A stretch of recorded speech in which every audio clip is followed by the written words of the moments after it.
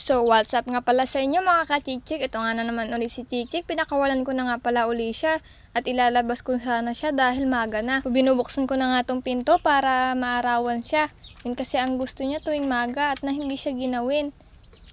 Kaya tinatawag ko na nga pala siya dito sa labas para siya makalabas. Kaya ayun nga pala, yung isang paalan niya ang linulundag niya para makatakbo siya. Pero kabilis na rin naman niya tumakbo. Ito naman yung tatay niya, lagi nakatingin sa kanya. Na alam ko na paano siya, nagaya din siya. Niloloko ata siya. Yan na nga, at gustong-gusto na nga niya maghiniksik ng ganyan. Nililinis niya nga pala yung kanyang balahibo. So wala pa nga palang araw dyan dahil magang-maga pa. Kaya lang ginawa lang niya, inililinis lang niya yung kanyang balahibo. Wala pa kasing sinag ng araw na lumadampi sa kanya Kaya ganyan lang palang ginagawa niya muna tuwing maga. So ayun na nga, pinasok ko na nga pala siya dito. At yung mga sisiw na maliliit ay pumasok naman sa kulungan niya. Natutuwa nga itong mga sisiw dahil sila ay kumakain ng tira-tira niyang pagkain. Ito naman siya, nakakalipad siya at nakakadapo naman na siya kahit pilay siya.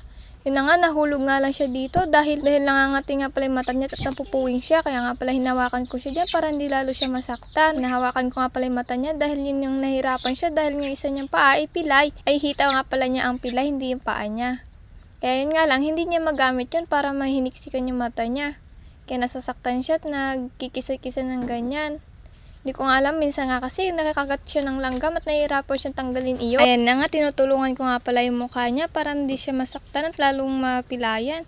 Kasi magkikisay-kisay kasi siya Lalo na't pag nangangati yung kanyang mga mata. Diyan nga pala medyo okay na siya. At dito nga pala sumunod siya sa akin sa loob ng bahay. Paatras nga pala lakad ko para hindi matapakan siya kung sumunod man siya sa akin at makikita ko siya kung susunod siya sa akin. Kinuhanan ko nga pala siya ng bigas para pagkain niya. Tinawag ko nga pala siya dito sa labas at naisip ko kung linisin naman yung kanyang tinutulugan para hindi naman siyang kagatin ng langgam kung may langgam. Kasi sinusugod kasi siya ng langgam pag may tira-tira siyang pagkain. Naisipan ko nga palang kunin yung walis sa labas pati daspan. Yan nga pala, kain siya ng kain dyan. Natutuwa nga pala siya dyan yung time na yan. Wala nga pala siyang kaagaw dahil sinasarado ko yung pinto para wala ibang manok na pumasok. Mahirap kasi pag may malalaking manok na pumasok, aagawan siya o kaya naman aaawayin siya para hindi siya makakain dyan.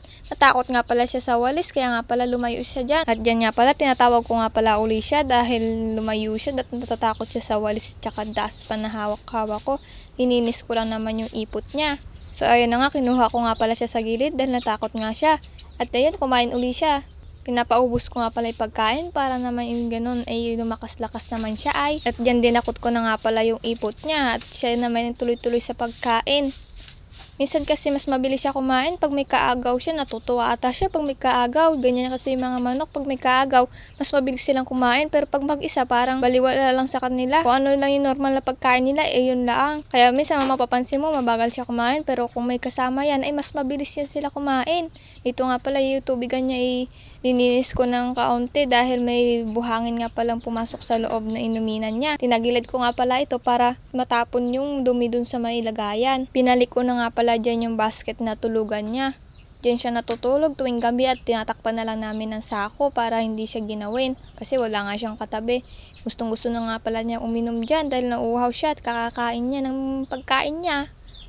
Sa itaas nga pala ng basket, linalagay namin dyan yung upuan na kahoy na ginagamit namin dahil baka siya itumba ng mga aso o kaya naman ng mga manok pag naman nasagi yung basket niya. At least dyan may pabigat yung basket niya pat nang hindi matumba kaagad. Magaan lang kasi yung basket. Anytime pwedeng matumba. At ayun, makakawala siya at lalong mapapahamak naman siya. Dito nga pala yung kapatid niya ang kumain ng tira niya. Nakapasok nga pala yung kapatid niya dahil bukas yung pinto. Dito naman nagtataka nga pala ako. Nasa loob na siya ng kainan ng aso. Sinusukat na ata niya yung katawan niya kung kasyang-kasya na ba siya, kung pwede na nga ba siya itinola. Nakakatawa nga pala siya dyan dahil yung mangkok na kainan ng aso, yun yung ginawa niyang pahingaan niya. Diyan nga pala gusto niyang pwesto na matutulog. Ngayon ko nga wala pala siya nakitang dyan natulog. Nakakatuwa nga pala at dahil gustong-gusto niya dyan matulog, dyan nga pala siya nagpapahinga yung time na yan dahil kakakain lang niya. Saktong-sakto nga pala siya dyan sa mangkok na yan dahil kaya yan talagang kainan ng aso. Yung kapatid naman niya ay abalang-abala sa kakakain ng tira niyang pagkain. So ayun na nga, binibidyo-videohan ko na nga lang pala siya dyan. Pinipicture-picturean para naman may remembrance siya sa ginagawa niyang style na yan. At dito nga pala, dinagyan ko ng tugtog yung video niya Kunwari, model siyang natutulog dyan. May pa-camera tricks pa nga pala tong video na to at may tugtog. Nakakatawa nga pala siya dyan. Ito na nga, ipa-flash ko na nga pala yung video na yan may tugtog. Andyan, kinukuhanan ko pa lang pala siya muna dyan. Ito na yon. Abangan nyo.